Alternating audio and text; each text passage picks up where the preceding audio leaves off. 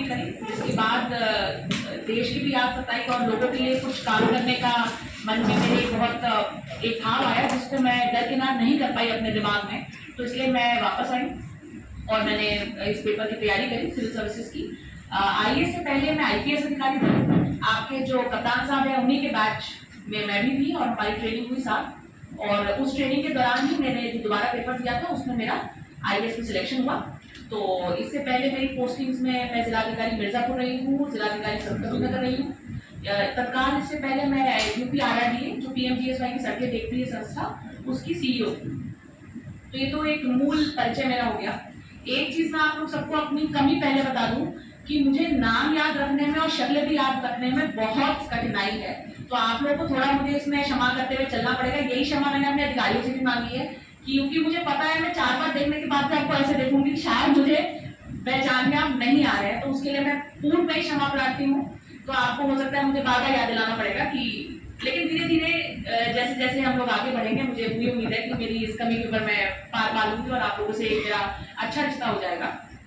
मैं जहाँ भी रही हूँ मुझे हमेशा ये लगा है कि मीडिया का एक बहुत सकारात्मक मैंने पहलू देखा है।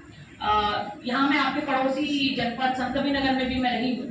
2 साल तक मेरा वहाँ पे कार्यकाल रहा, जो कि काफी ठीक ठाक लंबा कार्यकाल कहा जाता है। और कभी भी मुझे ऐसा नहीं लगा कि मीडिया से किसी नकारात्मक रूप में केवल एक निंदा करने के लिए कार्य हो रहा है। हमेशा मुझे लगा कि मीडिया के साथ आगे बढ़ने से हमारे प्रशासन को फायदा हुआ। एक उदाहरण मैं आपको बताना चाहूंगी इससे पहले कि हम लोग और आगे बढ़े।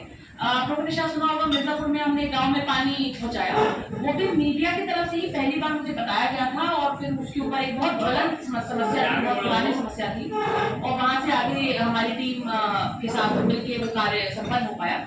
तो मेरा आपसे भी यही अपेक्षा है, हम लोग आपके साथ हैं। देखिए समस्याएं बहुत हैं, कोई भी फील्ड ले लें, कोई भी देश ले लें, केवल हमारा देश नहीं, मैं बहुत सारे विदेशी देशों में रही हूँ। मैं फ्रांस में रही हूँ, कुछ समय जर्मनी में रही हूँ, यूएस में मैं रही हूँ, थोड़े थोड़े अंतरालों के लिए अपनी ट्रेनिंग के दौरान या किसी और इंटर्नशिप के दौरान।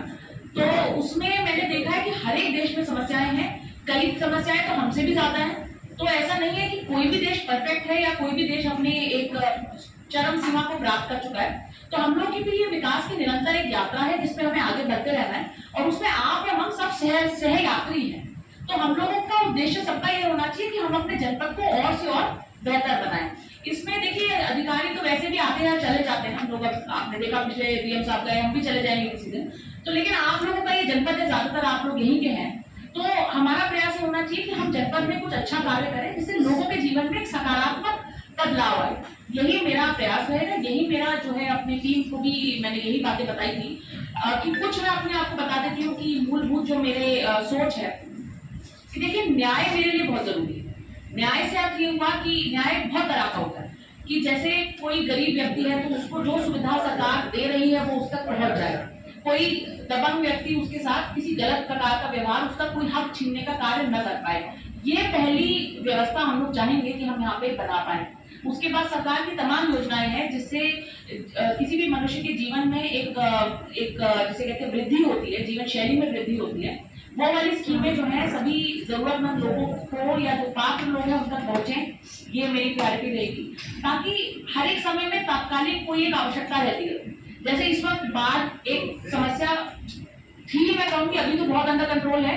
हो सकता है कल को हम लोग सूखे से ग्रसित हो जाए। ये हमारे देश की विविधता भी है, और एक आप समझ लीजिए कि एक ही प्रदेश में एक ही समय पे बाढ़ और सूखे दोनों की समस्याएं कई बार एक जनपद में भी चल रही होती है, एक तरफ बाढ़ और दूसरी तरफ सूखे की समस्या। तो वो जो समस्याएं उस समय आएंगी तात्कालिक, उसको हम लोग पूरा कर, उसको हम अच्छे से अच्छी तरीके से करके और लोगों को कोई समस्या ना आए, ये भी हमारी प्रायोरिटी में रहेगी। बाकी मैं हमेशा मानती हूँ कि मैं पहले से अगर सोच के आऊँ कि मुझे ये करना है तो वो चीज कई बार आपके जनपद पे या किसी भी जनपद पे हो सकता है फिट ना हो। हर एक जगह की अपनी कुछ विशेषताएं हैं और हर एक जगह में कुछ कमियां हैं, कुछ चीजें जो है वो ठीक करने वाली हैं। लेकिन उन विशेषताओं को साथ लेके हम उस जनपद में उनका जीवन और बेहतर कैसे कर सकते हैं, ये समझने वाली बात है। तो कुछ समय मुझे लगेगा जो चीजें इस जनपद की नहीं होंगी उनको समझने में, पर मुझे पूरी उम्मीद है कि एक बहुत अच्छी टीम है यहाँ पे और आप लोगों का साथ रहेगा तो एक अच्छा कार्य हम लोग यहाँ पे कर पाएंगे। मुझे मेरी ओर से यही कहना था। अब आप लोग जो मुझसे पूछना चाहें वो आप लोग पूछे। एक प्रश्न पूछा गया था ग्राम प्रधानों का। देखिए ग्राम प्रधान मैं ये जरूर कहना चाहूंगी कि हमारे विकास की मूलभूत इकाई है। अगर ग्राम प्रधान हमारा काम न करे तो कोई भी योजना आप लगा लीजिए, कोई योजना हम अपने गांव के निवासी तक नहीं पहुंचा सकते। हैविंग सेड दैट, ये कहने के बावजूद ये सच है, ये सत्य है कि कई ग्राम प्रधान अपनी जिम्मेदारियों का सही से निर्वहन न करते हुए केवल धनोपार्जन का और इसको प्रधानी को एक मौका बनाते हैं। तो निश्चित तौर पर जो अच्छे प्रधान है, जो अच्छा कार्य कर रहे हैं, उनको हमारे द्वारा सम्मानित भी किया जाएगा और उनको और हम उनसे मदद भी लेंगे, ताकि क्योंकि गांव का जो आदमी है जिसको मैं अगर जाके अभी कुछ कह दूंगी ना तो वो कहेगा अरे डीएम साहब को क्या पता हमारे जीवन के बारे में, लेकिन वहां का प्रधान कह देगा, वहां की आशा बहन कह देगी, तो वो समझती है कि हाँ बात सही है, तो उनका सहयोग भी लिया जाएगा।